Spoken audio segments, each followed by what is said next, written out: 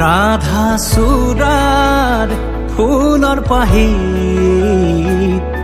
জিলিকে তোমাৰে মুখ বুকুৱেদি বাগৰে অময়া অময়া সুখ প্ৰেমৰ সুৰভি তাতে